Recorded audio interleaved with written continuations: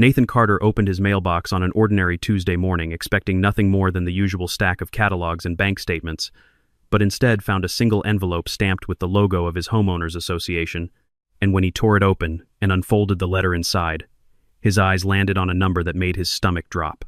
$350. Every week. The letter explained, in cold and clinical language, that his vehicle had been parked on a portion of his driveway that violated association guidelines, and that the recurring fine would continue until the violation was corrected. Nathan read it twice, then walked outside in his socks to look at the driveway in question. The same driveway he had walked across 1,000 times since closing on the house. The same concrete slab that had been there since before he ever signed a single document. The morning air was cool against his skin, and somewhere down the street a sprinkler clicked on. The ordinary sounds of a neighborhood waking up entirely indifferent to the small earthquake unfolding in his hands. He called the association office immediately, his voice tight with confusion rather than anger. And after being transferred twice, he finally reached Melissa Grant, the newly elected president of the board. Her tone was breezy, almost amused, as if his confusion was something she found mildly entertaining. When he asked her to point to the specific rule he had broken, she told him she did not owe him an explanation. And when he pressed further, she simply said that if he did not like it, he was welcome to take the matter to court. Nathan hung up the phone and stood in his kitchen for a long moment, staring at the fine printed in bold black letters, and something in him shifted quietly from confusion into resolve. He did not call a lawyer that day. He did not file a complaint. Instead, 3 weeks later, he picked up the phone and called a land surveyor, because somewhere in the back of his mind, a single question kept repeating itself with growing urgency. What if the driveway was never the association's to control in the first place?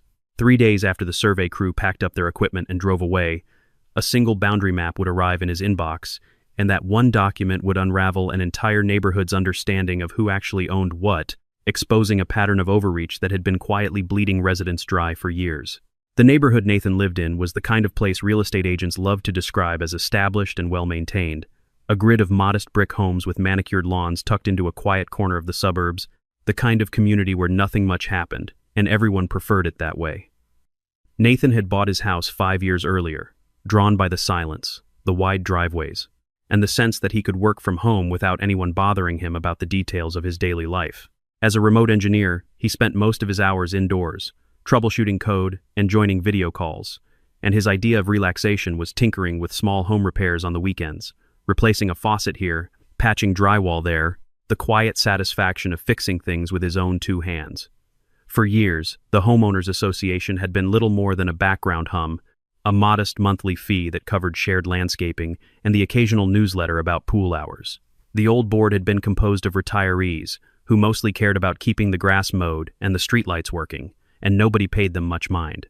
Meetings under the old administration rarely lasted more than 20 minutes, usually concluding with someone bringing homemade cookies and a general consensus that things were fine the way they were. Residents joked, affectionately, that the association existed mainly to organize the annual summer barbecue and occasionally remind people to take their trash cans in before dark. That changed the spring. Melissa Grant ran for president and won by a narrow margin in an election where barely a tenth of the residents bothered to vote. Within her first week in office, she began appearing on driveways and sidewalks with a clipboard tucked under one arm and a small camera dangling from her wrist, photographing anything that struck her as out of order. She measured the height of uncut grass with a small ruler she kept in her bag. She inspected mailbox posts for chipped paint. She walked the length of the street examining curb colors and the placement of garbage bins on collection day, jotting notes in a tablet she carried everywhere she went.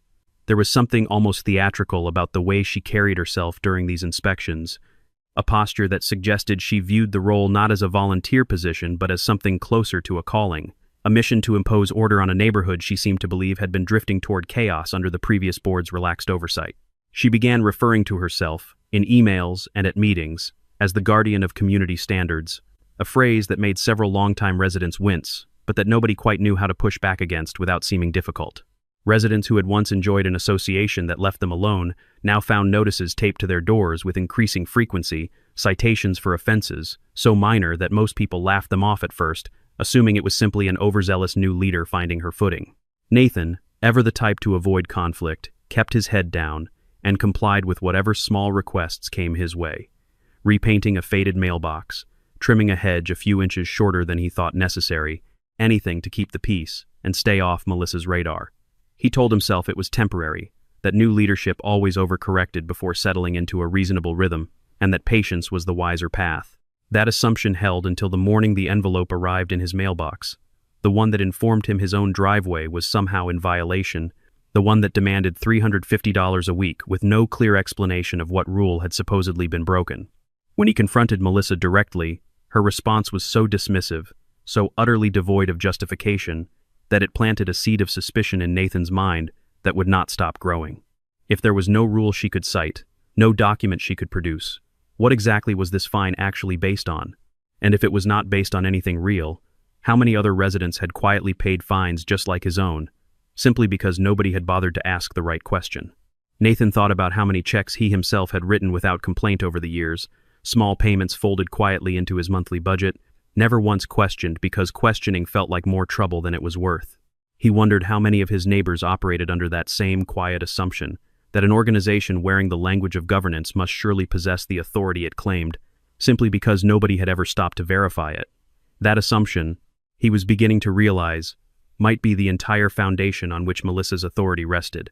A foundation built not on law or recorded documents, but on the simple, collective habit of compliance.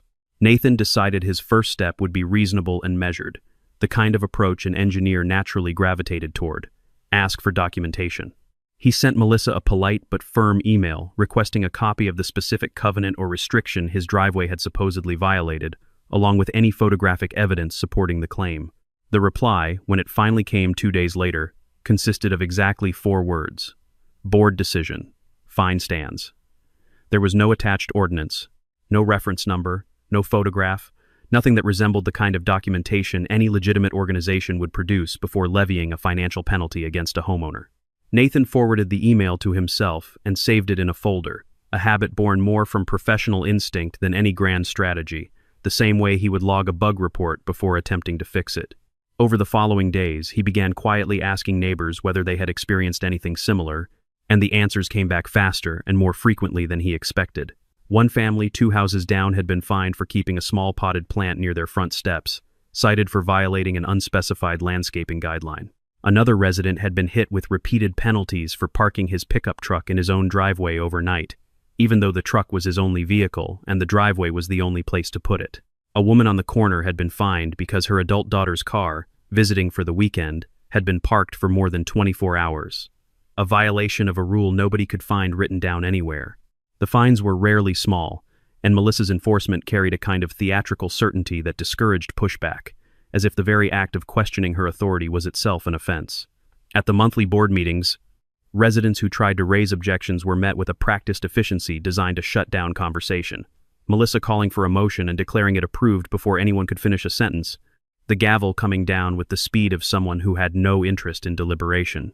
Nathan began attending these meetings not to argue, but to observe, taking mental notes on how decisions were made and who, if anyone, was actually reviewing them. What he noticed unsettled him. There seemed to be no real oversight, no independent voice on the board willing to challenge Melissa's pronouncements, and no paper trail connecting her fines to any actual governing document. Driven by a mixture of curiosity and quiet frustration, Nathan finally pulled out the thick packet of paperwork he had received when he closed on his house years earlier. The covenants, conditions, and restrictions that every homeowner in the neighborhood was bound by, along with the association's bylaws and rules. He spread the pages across his dining room table that Saturday morning, a mug of coffee slowly going cold beside him, and spent the better part of the day working through dense paragraphs written in the kind of legal language designed more to discourage reading than to inform it. He spent an entire weekend reading through pages of dense legal language, searching specifically for any clause that addressed driveways, vehicle placement, or anything resembling the violation cited in his fine. He found nothing. Not a single sentence anywhere in the entire document mentioned driveway usage restrictions of the kind Melissa had invoked. The absence was so glaring that Nathan read the document a second time, certain he must have missed something, but the result was the same. There was no rule. There had never been a rule. And if there was no rule, then the only question left was how far this kind of unfounded enforcement had already spread, and how much money had already changed hands because nobody had thought to check. Determined to understand whether this was an isolated misunderstanding or something far larger, Nathan reached out to Daniel, an older neighbor who had lived on the street for nearly 2 decades and who had developed something of a reputation as the resident most frequently targeted by association citations. Daniel welcomed him onto his porch with a tired but knowing smile, the look of a man who had been waiting years for someone to finally ask the right questions. He gestured for Nathan to sit in the worn wicker chair across from his own, the kind of chair that had clearly hosted many quiet evenings over many years. And before he began talking, he disappeared inside for a moment and returned with a thick manila folder, the edges soft and rounded from years of handling. Inside were copies of every citation he had received since moving into the neighborhood, organized by date with a kind of meticulous care that suggested he had once hoped, somewhere along the way, that someone official might finally take the time to review them properly. Over coffee, Daniel recounted a long and exhausting history of fines stretching back through multiple board administrations, penalties for the color and condition of his roof, citations over a fence he had installed with a permit from the city itself, and repeated fines for a tree on his property line that the association insisted needed to be removed, despite no clear authority over his land. Altogether, Daniel estimated he had paid somewhere close to $12,000 in fines over the years, money drawn slowly and steadily from his retirement savings, each individual fine small enough to seem almost reasonable in isolation but devastating in cumulative total. He had once considered hiring a lawyer to fight back, he admitted, but the attorney he consulted explained that winning such a case would require proving the association had exceeded its legal authority, a process that demanded extensive documentation, surveys, and legal fees that quickly outpaced what Daniel could afford on a fixed income. Most residents, the attorney had told him, simply paid the fines because fighting them cost more than the fines themselves, a sobering calculation that effectively protected the association from ever being challenged. Daniel's frustration was tempered by resignation, the weary acceptance of someone who had fought this battle before and lost more often than not, but something in his eyes sharpened when Nathan mentioned the driveway fine and his inability to find any supporting rule. Around that same time, Nathan struck up a conversation with Emily, a younger neighbor a few doors down who happened to work as a real estate attorney specializing in property law. He half expected her to brush off his concerns as the kind of minor neighborhood squabble lawyers preferred to avoid, but instead she listened carefully, asking pointed questions about the language in his CC&R documents and whether any easements had ever been recorded against his property. They spoke standing in her driveway one evening as the sky turned a deep orange behind the rooftops, Nathan recounting the fine, the phone call, Melissa's dismissive tone, and Emily nodding along with the focused, methodical attention of someone already mentally building a case. When Nathan admitted he did not actually know the precise boundaries of his own lot, Emily offered a single piece of advice that would change the entire direction of his investigation. She told him that before he could ever hope to challenge the association's authority, he first needed to understand exactly what land the association actually had legal jurisdiction over, because in her experience, many homeowners associations operated under a vague and often mistaken assumption about where common areas ended and private property began. She mentioned terms Nathan had never seriously considered before: property lines, recorded plats, easements, and boundary surveys, explaining that county records often told a very different story than the one an association chose to enforce. It was a simple idea, almost embarrassingly obvious in hindsight, but it struck Nathan with the force of a missing puzzle piece finally sliding into place. If he wanted real answers, he needed an actual survey, conducted by a licensed professional, that could establish once and for all whether his driveway sat on his own land or on some sliver of common property the association genuinely controlled. The following week, Nathan contacted a licensed surveying firm and scheduled an appointment for a full boundary survey of his property, paying the fee himself without hesitation, treating it less as an expense and more as an investment in finally understanding the truth. Word of the upcoming survey spread quickly through the neighborhood, partly because Nathan mentioned it casually to a few neighbors, and partly because Melissa seemed to have an uncanny ability to learn about anything happening on any given street. When she found out, her reaction was a strange blend of dismissiveness and barely concealed irritation, telling anyone who would listen that Nathan was wasting his money on something that would change absolutely nothing, that the association's authority was well established and beyond question. She even went so far as to film a short video from her own driveway, narrating with a smirk as the survey crew arrived down the street, joking to her small online following that some residents simply had too much time and money on their hands. Nathan said nothing in response, neither defending himself nor engaging with her commentary, choosing instead to let the process unfold quietly and methodically. On the morning of the survey, 2 technicians arrived with a total station, a tripod-mounted instrument used to measure precise angles and distances, along with a handheld GPS unit capable of pinpointing coordinates with remarkable accuracy. They worked their way around Nathan's property for hours, driving small wooden stakes into the ground at key points, taking measurements from multiple angles, and cross-referencing everything against the county's recorded plat maps. The neighborhood, usually quiet on weekday mornings, took on an unusual energy as the orange survey flags began appearing along the edge of Nathan's lot, fluttering gently in the breeze like small, silent markers of something significant about to happen. Neighbors wandered over throughout the day, curious about the unusual activity, some offering quiet words of support, others simply watching with the kind of detached interest reserved for mild neighborhood drama. A few brought out lawn chairs and sat at a polite distance, sipping coffee and speculating in low voices about what the surveyors might find, half expecting the whole affair to end in nothing more than an awkward confirmation of Melissa's authority. Melissa drove past twice in her car, slowing each time to observe before continuing on without comment, her earlier bravado seeming to dim slightly with each pass. The survey team finished their fieldwork by late afternoon, packing up their equipment and informing Nathan that the final report, including a detailed boundary map, would be ready within a few days once the data had been processed and verified against official county records. Those 3 days felt unusually long to Nathan, who found himself checking his email with a frequency that bordered on obsessive, half expecting the results to confirm exactly what Melissa had claimed and half hoping for something else entirely. When the email finally arrived from the lead surveyor, a man named Mr. Wilson, the subject line read simply, "Survey complete. Please call." Nathan dialed the number immediately, and Mr. Wilson's voice on the other end carried a weight that told Nathan this was not going to be a simple confirmation of the status quo. "Mr. Carter," he said slowly, "I think you're going to want to see this for yourself. There's something significant here, and it's not just about your property." The boundary map arrived as a detailed digital file, layered with property lines, recorded easements, and official county coordinates, and Nathan opened it on his laptop with hands that were not entirely steady. He had spent the better part of the afternoon trying to distract himself with ordinary tasks, answering a backlog of work emails, reorganizing a drawer in his kitchen that did not really need reorganizing, anything to keep his mind from circling back to the inbox.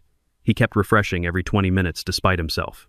When the notification finally appeared, he sat down at his desk and took a breath before clicking it open, half expecting to feel foolish for having spent money on something that would likely confirm exactly what Melissa had insisted all along. What he saw instead confirmed his deepest suspicion in the clearest possible terms. His driveway sat entirely within his own privately owned lot, with no portion of it touching any designated common area, no recorded easement granting the association any authority over that strip of concrete, and absolutely no legal basis for the association to impose fines related to its use. The line marking the edge of his property extended well beyond the driveway's outer boundary, leaving no ambiguity whatsoever about who actually owned the land in question. But the map contained something far more significant than a simple vindication of Nathan's own situation, something that made the hair on the back of his neck stand up as he traced the surveyor's notes line by line. Mr. Wilson had cross-referenced the county's master plat for the entire subdivision, the original document filed decades earlier when the neighborhood was first developed, and in doing so had discovered that the boundary pattern on Nathan's lot was not unique. More than 60 other properties throughout the neighborhood shared the exact same configuration, where what residents assumed to be HOA-controlled common space was, according to the original recorded plat, actually private property belonging entirely to individual homeowners. The association, it appeared, had been operating for years under either a profound misunderstanding of its own jurisdiction or, more troublingly, a deliberate disregard for the actual legal boundaries established when the subdivision was first platted. Nathan called Mr. Wilson back immediately, his voice tight with disbelief and mounting anger, asking him directly whether there was any possibility of error in the findings. He paced the length of his kitchen as he spoke, phone pressed hard against his ear, his mind already racing ahead to questions about how something this significant could have gone unnoticed for so many years, how an entire community could have simply accepted fines on land they actually owned without anyone bothering to check the underlying paperwork. Mr. Wilson's answer was unequivocal. "I've cross-checked this against 3 separate sources," he said, "the original recorded plat, the county assessor's parcel maps, and our own field measurements today. They all agree. This isn't a judgment call or an interpretation. The driveway, and dozens of others like it across this neighborhood, are not HOA property. They never were." There was a brief pause on the line, and then Mr. H. Wilson added, almost as an afterthought, that in 20 years of surveying work he had encountered plenty of boundary disputes between neighbors, but rarely had he seen an entire subdivision operating under such a widespread and apparently uncontested misunderstanding of its own platted lines. Nathan sat in stunned silence for a long moment after hanging up the phone, staring at the glowing map on his screen, the implications spreading outward in his mind like ripples on still water. If the association had been collecting fines on land it never legally controlled, every single one of those fines, going back years, was potentially invalid. Daniel's $12,000. The countless smaller fines paid by dozens of other neighbors for parked trucks and potted plants and overnight guests. All of it had potentially been extracted under false pretenses, built on a foundation that, according to the county's own records, simply did not exist. The question now was no longer whether something had gone wrong. The question was how many people needed to know, and how quickly. Nathan understood immediately that a single conversation with Melissa would accomplish nothing, that she would dismiss the survey just as easily as she had dismissed his original request for documentation, so instead he decided the truth needed to reach the entire neighborhood at once, openly and undeniably. He compiled the surveyor's report into a clear, easy-to-understand document, highlighting the relevant boundary lines, and including a brief explanation in plain language of what the findings actually meant for residents. He shared it in the neighborhood's private online group, along with a short and carefully worded message explaining that he had commissioned an independent survey after receiving an unexplained fine, and that the results suggested many residents might be paying for something the association had no legal right to charge for. He encouraged anyone curious about their own property lines to request their recorded plat from the county assessor's office, a process that cost little and took only a few days. The response was immediate and overwhelming. Within hours, neighbors began posting their own findings, some pulling up county records for the first time in their lives and discovering, to their genuine shock, that portions of their yards, driveways, and even small sections of their homes sat on land the association had never actually owned. One family calculated that they had paid more than $18,000 over 6 years in cumulative fines tied to areas now confirmed as private property. Another household, after digging through old bank statements and association invoices, arrived at a staggering total approaching $30,000, money drained slowly through monthly fees, special assessments, and recurring penalties that had compounded year after year without anyone questioning the underlying legitimacy of the charges. People began messaging Nathan directly, some thanking him, others simply venting years of frustration they had never felt safe expressing before. Stories of fines paid quietly out of fear, of neighbors who had sold their homes early rather than continue dealing with the constant scrutiny, of elderly residents who had cut back on medication costs to keep up with mounting association fees they did not fully understand. The cumulative weight of these stories, arriving one after another in his inbox, gave Nathan a sense of the problem's true scale that the dry language of a boundary survey alone could never have conveyed. The online group, once a quiet space for sharing recommendations on lawn care services, transformed almost overnight into a hub of organized inquiry, residents comparing notes, sharing copies of their plats, and beginning to recognize the outline of a pattern none of them had seen clearly until now. Melissa's response, when it finally came, arrived not as an explanation but as a demand. She sent Nathan a private message insisting he remove the post immediately, warning that he was spreading misinformation and that the association's legal counsel would pursue action against him for defamation if he did not comply. Nathan read the message twice before responding, his reply calm and deliberately measured. He explained that he had not made any claims of his own, that he had simply shared a document produced by a licensed, county-certified surveyor, a public record that any resident was free to verify independently through the assessor's office. He attached the surveyor's credentials and license number for good measure. Melissa did not respond to that message. Instead, screenshots began circulating of her posting increasingly frantic warnings in smaller, more private chat threads, insisting that residents not trust outside surveys, that the association's authority was protected by long-standing precedent, and that anyone who challenged the board risked legal consequences they could not afford. The tone of her messages, once so confident and dismissive, had shifted into something closer to desperation, and more than a few residents who read those messages later told Nathan it was the moment they truly began to suspect something was deeply wrong. The next scheduled board meeting became, almost overnight, the most anticipated gathering the neighborhood had seen in years, and when the evening finally arrived, the small clubhouse meeting room could not contain the crowd that showed up. More than 100 residents packed into a space designed for perhaps 30, spilling into the hallway and out onto the front steps, many of them holding printed copies of their own plat maps, their own fine notices, and their own carefully assembled timelines of payments made over the years.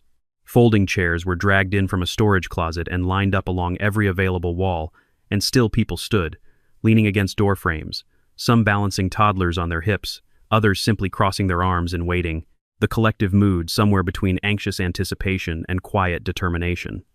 Melissa took her seat at the head table with visible tension in her posture, flanked by two remaining board members who said almost nothing throughout the entire evening, their eyes fixed on the table in front of them. She attempted to open the meeting with her usual brisk efficiency, reading through a prepared agenda focused on landscaping budgets and pool maintenance schedules, clearly hoping to steer the conversation away from anything resembling the controversy that had consumed the neighborhood's attention for the past week. She did not get far. Emily stood up from her seat near the front, holding a thick folder of documents, and asked, in a calm but unmistakably firm voice, whether the board intended to address the boundary survey results that had been circulating throughout the community. Melissa tried to redirect, insisting the matter was not on the agenda and would be discussed at a future date to be determined, but the room had clearly lost patience with that approach. Emily continued anyway, laying out, point by point, the discrepancies between the association's enforcement history, the actual property lines, citing the original subdivision, the county assessor's parcel records, and the complete absence of any easement granting the association jurisdiction over the driveways in question. The association has operated this way for a long time, Melissa said, her voice rising slightly, an edge of defensiveness creeping into her words. This is simply how things have always been done here. Emily's response was immediate and unflinching. With respect, she said, the fact that something has been done a certain way for a long time does not make it legal. Precedent isn't the same as authority, and a mistake repeated for years is still a mistake. The room erupted into a wave of murmurs and scattered applause, and what followed was less a structured meeting than an open flood of questions Melissa simply could not answer. Residents stood one after another, asking about specific fines, specific incidents, specific dollar amounts, demanding to know where the authority for each penalty had actually come from. Melissa's answers grew increasingly vague, falling back on phrases like board discretion and community standards, language that had once silenced objections but now sounded hollow against the weight of actual recorded documents being waved in the air around her. By the time the meeting limped toward its scheduled end, it was clear to nearly everyone in the room that the association's authority, at least as it had been exercised under Melissa's leadership, was standing on ground far less solid than anyone had previously assumed. In the days following that contentious meeting, several residents, with Emily's guidance, formally petitioned the county to conduct a broader review of the association's financial and governance records, a request the county's oversight office agreed to take seriously, given the volume of documented complaints. Investigators began combing through years of board meeting minutes, financial statements, and enforcement records, and what they uncovered painted an increasingly troubling picture. Several sets of meeting minutes appeared to have been altered after the fact, with key votes and discussions either softened or omitted entirely compared to recordings some residents had quietly kept on their phones during contentious meetings. One longtime resident, it turned out, had been recording portions of board meetings for years out of simple habit, never imagining the audio would one day matter, and those recordings, when compared against the official minutes, revealed discrepancies that investigators described as significant and deliberate rather than accidental. A number of significant decisions, including the very policy that had supposedly authorized driveway fines, turned out to have been passed during meetings that failed to meet the association's own bylaw requirements for quorum, meaning not enough board members had actually been present to legally validate the vote in the first place. Other fines lacked any underlying board resolution whatsoever, appearing in financial records as line items with no corresponding authorization, as if they had simply been invented and applied at Melissa's sole discretion. When confronted with these findings during a follow-up meeting with county investigators, Melissa attempted to shift blame onto the previous board administration, suggesting that flawed policies inherited from her predecessors were responsible for the irregularities. The investigators were unmoved by this explanation, noting that the signatures authorizing the disputed fines, the emails dismissing resident complaints, and the financial transfers moving collected fees into various association accounts all bore Melissa's own name and approval, dated well within her own tenure as president. As no word of the investigation spread, more residents came forward with their own documentation, building a collective case that grew heavier and more damning with each passing day. People who had quietly paid fines for years, assuming there was simply no point in fighting an organization that seemed untouchable, now began formally requesting refunds, citing the survey results and the county's own confirmation of boundary discrepancies as grounds for reimbursement. The mounting pressure, both legal and social, began to visibly wear on Melissa, who stopped attending neighborhood events entirely and communicated only through brief, carefully worded emails, that offered no real answers, only delays and deflections. County investigators eventually requested a formal accounting of every dollar collected through driveway-related fines over the previous 3 years, a request that the association's bookkeeper, a part-time contractor who had quietly grown uneasy with the direction of things, fulfilled with unusual thoroughness. The resulting spreadsheet, when it became part of the public record, ran to dozens of pages, listing names, addresses, dates, and dollar amounts stretching back further than even Nathan had initially suspected. Reading through it, several residents recognized fines they had completely forgotten about, small penalties from years earlier that had simply been absorbed into their monthly budgets without protest. Seeing them all compiled together, totaled and dated, transformed what had once felt like isolated nuisances into something that looked unmistakably like a pattern, a slow and steady extraction of money from people who had never been given any real opportunity to question where it was going or why. Within a matter of weeks, the pressure had become impossible to withstand, and Melissa submitted her formal resignation as president of the Homeowners Association, citing personal reasons in a brief letter that conspicuously avoided any mention of the survey, the investigation, or the mounting financial claims against her leadership. The letter, just 3 short paragraphs, was posted to the community board without comment, and several residents later admitted they had read it twice, expecting some kind of apology or acknowledgement that never came. Her resignation triggered an immediate restructuring of the entire board, with the 2 remaining members stepping down shortly afterward, rather than face the same scrutiny that had consumed Melissa's final weeks in office. A special election was organized, and for the first time in years, residents turned out in genuinely significant numbers, eager to participate in choosing leadership they could actually trust. Emily, somewhat reluctantly at first, agreed to take on an advisory role for the newly formed board, helping draft updated governing procedures that would prevent the kind of unchecked authority that had allowed the previous administration to operate without meaningful oversight. She insisted on building in explicit requirements for any future fine, including a mandatory citation of the specific governing clause, photographic documentation, and a clear written appeals process available to every resident, safeguards so basic that several board members later wondered aloud how the association had ever functioned without them. The new board's first major task involved negotiating a structured refund process for residents who had paid fines tied to the boundary discrepancies the survey had exposed, a process that ultimately resulted in hundreds of thousands of dollars being returned to homeowners across the neighborhood, distributed according to documented payment histories that residents submitted alongside their original fine notices. The process took several months to complete properly, with the new treasurer cross-referencing every claim against bank records and old invoices to ensure accuracy, but residents largely appreciated the careful, methodical approach, a welcome contrast to the rushed, unexplained decisions that had characterized the previous administration.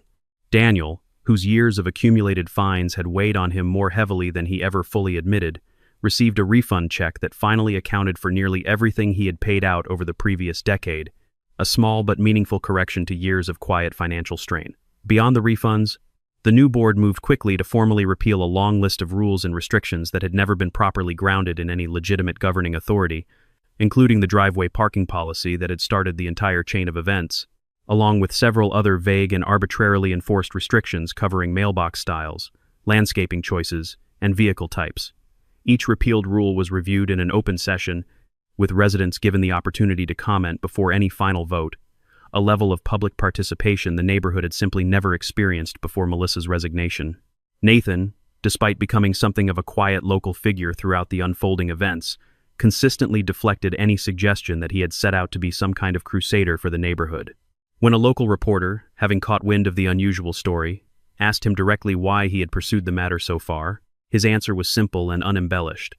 "I just wanted to know why I was being charged $350 a week for parking in my own driveway," he said. Everything after that was just following the truth wherever it led. The reporter pressed him further, asking whether he felt any satisfaction watching Melissa's authority collapse so completely after everything she had put residents through, and Nathan considered the question for a long moment before answering. He admitted there was a certain quiet relief in seeing the fines repealed and the refunds processed, but he resisted any framing that cast the whole affair as some kind of personal victory over an adversary. What stayed with him most, he said, was not Melissa's downfall, but the sheer number of neighbors who had spent years paying for something that simply was not real, people like Daniel who had drained retirement savings over fines for a tree on his own property, families who had quietly assumed they had no choice but to comply. The actual story, Nathan insisted, was never really about him at all. It was about how easily an entire community could be convinced to doubt its own legal ownership of the ground beneath its feet, and how a single piece of paper, properly verified, could undo years of that quiet, accumulated doubt. A year later, the neighborhood looked, on the surface, much the same as it always had. The same brick houses and wide streets, the same quiet rhythm of daily life. But underneath that familiar surface, something fundamental had genuinely changed. The new association operated with a transparency that would have seemed almost unimaginable under the previous leadership. Every board meeting now live-streamed for residents who could not attend in person, every financial statement posted publicly each quarter for anyone to review. Enforcement of any rule now required a documented citation referencing a specific, board-approved policy, accompanied by photographic evidence and a clear timestamp, along with an established process allowing residents to formally appeal any decision they believed to be unjust. The clubhouse, once the site of rushed, 15-minute meetings dominated by a single voice, now regularly hosted gatherings that ran long simply because residents felt comfortable enough to ask questions and actually wait for real answers, a small but meaningful shift in the texture of community life that nobody had fully appreciated until they got it back. Melissa had quietly moved away from the neighborhood sometime during the winter, and her name rarely came up in conversation anymore, mentioned occasionally only as a kind of cautionary footnote when residents discussed how far things had once gone before anyone thought to ask the right questions. Daniel used part of his refund to finally complete some long-delayed repairs on his home, the kind of small upgrades he had been putting off for years out of financial caution, and he often remarked that the experience had taught him more about property rights than he had learned in 2 decades of simply trusting that the association knew what it was doing. He replaced the fence the old board had once fined him for, this time without a single objection from anyone, and planted a young oak tree near the property line, a quiet, almost symbolic gesture that several neighbors noticed and appreciated without anyone needing to say much about it. Several other families used their reimbursed funds toward home improvements they had similarly postponed, the kind of practical, tangible relief that came from finally having money returned that should never have been taken in the first place. Nathan still worked from home most days, still tinkered with small repairs on weekends, his life largely unchanged in its daily rhythms despite everything that had unfolded. He still pulled his car into the same driveway every evening. The same strip of concrete that had once carried an absurd weekly price tag, now simply his own property again, free of fines, free of threatening letters, free of the quiet anxiety that had once accompanied something as mundane as parking his car. Near the entrance to the neighborhood, where the original community sign once stood, the new board had installed a small additional placard, modest in size but clear in its message. Know your property. Know your rights. Nathan passed it most mornings on his way out for coffee, and more often than not, a faint smile crossed his face when he did. He sometimes thought about the version of himself from a little over a year earlier, the one who had simply repainted a mailbox and trimmed a hedge a few inches shorter just to avoid conflict, and he wondered how many more years he might have spent quietly complying with rules that had never actually existed if that one envelope had never landed in his mailbox. The most quietly remarkable part of the entire story, he sometimes reflected, was how something as small and specific as a single disputed fine, a stubborn refusal to simply pay and move on, had ultimately exposed years of overreach affecting dozens of families who had never thought to question what they had simply assumed was true. It had not taken outrage or confrontation to set things right, only patience, a willingness to ask one honest question, and a single piece of paper that finally told the truth about where one property ended and another began. The neighborhood, in the end, had not needed a hero so much as it had needed a surveyor, a few honest documents, and one ordinary homeowner who refused to accept an answer that did not actually answer anything at all.